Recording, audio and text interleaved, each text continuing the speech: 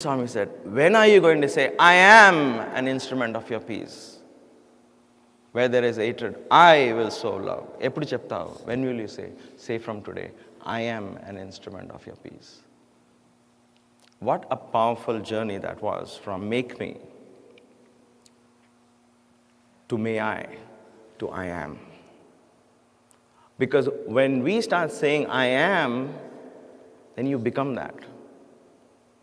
When you say make me and may I, you're waiting for something to happen. And that waiting can be indefinite. You know, when you start saying I'm God as you're young, somebody older will say, yeah, child, spirituality is a very difficult path. You know, I have been devotee for 60 years.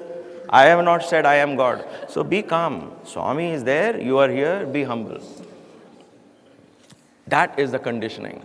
So you can spend 60 years of being a devotee of Swami and still wait for that I am to come. Because all the time you have been saying, Swami, make me, may I, you're waiting for that to happen. Subconsciously, you're not ready to say, I am. But when? Swami said, when? When will you say, I am? Start saying it now. I am an instrument of thy peace. Where there is hatred, I will sow love. Where there is injury, I will pardon. Where there is doubt, I will sow faith. Where there is darkness, I will bring in light. From this moment on, I will seek out to console rather than be consoled. I will seek out to love rather than being loved. I will seek out to pardon rather than seek to be pardoned. Because it is in giving that I truly receive. It is in pardoning that I am pardoned. It is in dying. It is in dying that I am born to eternal life. No, you are not going to die in the literal sense, but something within you will die. That weakness, that negativity, that thing that grabs you down, that gravitates you and holds you back from what you really want to be, that will die. That power will weaken itself. The more you keep saying, I am, whatever it is. When you talk of self-affirmation as part of the mental health program, what better self-affirmation than I am God, I am God, I am not different from God. This is the mantra Swami said. I think it's November 23rd, 1983 or 84 discourse. There's a PDF. Go download that. It's a beautiful, beautiful poem. You probably heard of it. There's even a bhajan composed around it. I am God, I am God, I am not different from God. I am Satchit Ananda, I am Akhanda Parabrahma, the indivisible absolute. I am that. I know it sounds cliche. I know you're like, yeah, but that's too abstract. I'm not there yet. You will not be there yet ever if you don't start saying, I am now. Start saying that I am now, and things will become clearer slowly. That is what the mantra was, that even if you don't understand, start saying it. Start saying it, believing in it, and slowly you will become what you think.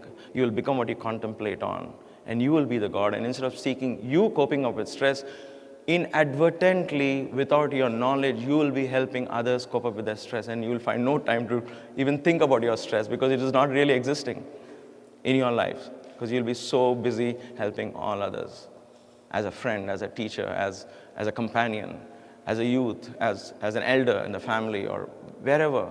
Because in your heart, in your aloneness, you sit down and you close your eyes and say, I am God. And I'm not different from Sai. I'm not different from God. That brings you, opens up the deepest channels of communication between you and this divine power who came to bless us and to open that is the plane Swami wants us to get into. That is the plane. And for this, you may have to walk alone. And that's okay. And I want to end with this beautiful poem of Tagore. When I talk about walk alone, it's not that don't be united, but even in that unity, you may have to take up that step forward and say, this is the path. I'm going to be a trailblazer in this path. You can, as a group, be trailblazers in many things that the Sai organization can do. You all can be. That's why I said it's good that you're having discussions of mental health. It's good that you're opening up to things which are taboos earlier. What is dharma in the past is not dharma today. What was a taboo earlier need not be a taboo today. It doesn't have to be, because that changes and you have to go with the change. But you have to be the trailblazer. Don't be afraid of criticism. Don't be afraid of a little negativity or a little opposition. That shouldn't turn you down, because you are not going to be going back into your shell. You will go back into your shell if you rely on your strength, on your capabilities, on who you think you are. Then you are going back into your shell. You say, no, I'm too scared. I can't do this. But if you rely that I'm not the doer, there is some energy that's guiding me, and I know in my heart, though my mind can never comprehend it, the mind will never be able to comprehend it. It's always going to be putting that fear out there and pushing you back in that comfort zone, because the mind is just incapable of that. Okay? It's good for listening to music and having fun and eating the pizza. Use the mind for all that. But when you come into spirituality, dig into your spirit, leave the mind, let the mind keep crying. It's a child, it's a little puppy who runs around, ignore it, it'll come back and lie at your feet. If you chase the puppy, say, come here, come here, come here, it's going to go all over the place. You'll be chasing that puppy for the rest of your life. Why can't I control my mind? Guess what? Here's news for you, news flash. You can never control your mind. Leave it all. The best way to control your mind is ignore it. Ignore its fears and all its complexities. Ignore it. Dig into your spirit. There is a clean, pure lake where you can see the reflection, where Simba saw his reflection and realized he was the lion. Walk alone.